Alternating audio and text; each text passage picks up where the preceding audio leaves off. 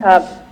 कि सरदार पटेल के अखंड भारत के दृष्टिकोण को ये एक भारत श्रेष्ठ भारत का जब नारा उन्होंने दिया था, उन्होंने कहा था ये उसको मूर्त रूप देता है और राज्यों केंद्र शासित प्रदेशों के बीच जिस तरीके से सांस्कृतिक आदान प्रदान और आपसी समझ को एक भारत श्रेष्ठ भारत और बढ़ावा देता है। और इसका अगर हम देखें तो मुख्य उद्देश्य क्या है, उसमें नागरिकों के बीच जिस किस्म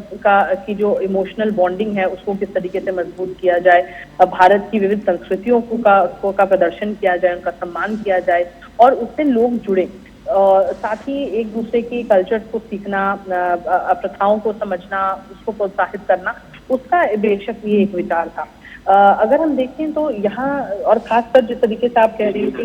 ये इस पूरे इलाके का जिस तरीके से विकास हुआ है, एकता नगर की अगर हम बात करें तो हर वर्ष यहाँ पर जब आते हैं तो एक दो अट्रैक्शन और बढ़ जाते हैं, टूरिज्म को लगातार बढ़ावा मिल रहा है। ये पूरा आदिवासी इलाका है जहाँ पर बहुत ज्यादा, जिसने पिछले कुछ वर्षों में बहुत ज्यादा डेवलपमेंट देखा है। इंफ्रास्ट्रक्चर की बात करें, इकोनॉमिक ग्रोथ की बात करें या एम्प्लॉयमेंट की बात करें, इंफ्रास्ट्रक्चर में अगर हम देखें तो लगातार जिस तरीके से आर्येंद्र कह रहे थे कि यहाँ पर लगातार ऐसे अट्रैक्शंस आ रहे हैं जो लोगों को बहुत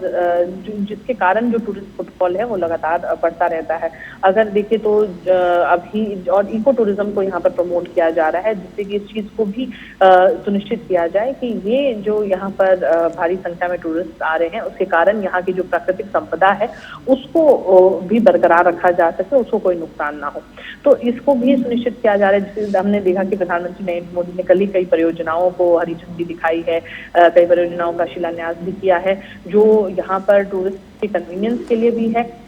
और उनकी सहूलियत के लिए भी, और उसके साथ ही इको टूरिज्म को प्रमोट करने का भी एक जरिया है। और अगर हम देखें तो जिस तरीके से भारत के प्रथम उप प्रधानमंत्री और गृह मंत्री सरदार वल्लभ भाई पटेल ने 1947 में स्वतंत्रता के बाद राष्ट्रीय एकीकरण प्रक्रिया में जिस तरीके की महत्वपूर्ण भूमिका निभाई है, वो हर एक टूरिस्ट और पर्यटक जो यहाँ पर आता है वो इस चीज को स्टैच्यू ऑफ यूनिटी के पास आकर वहाँ जो म्यूजियम है जिस तरीके से उनके बारे में बताया गया है और जिस तरीके की श्रद्धांजलि उनको दी गई है इस स्टैच्यू के द्वारा, वो साफ तौर पर झलकती है कि किस तरीके से सरदार वल्लभ भाई पटेल ने 560 से अधिक रियासतों को एकीकृत किया था और इस कार्य को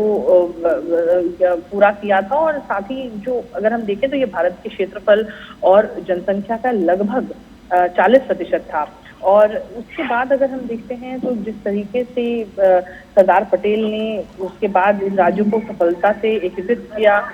जो आज अगर हम देखते हैं तो ये अखंड भारत की जो नींव है वो उन्होंने रखी थी। और साफ तौर पर देखिए अभी कुछ ही देर में अभी यूनिटी परेड की शुरुआत होने वाली है। प्रधानमंत्री नरेंद्र मोदी इस परेड ग्राउंड पर आ चुके हैं और आज जो परेड होने वाली है वो अगर हम देखें तो सबसे बड़ी परेड अब तक की यूनिटी परेड जो हुई है, जितनी बार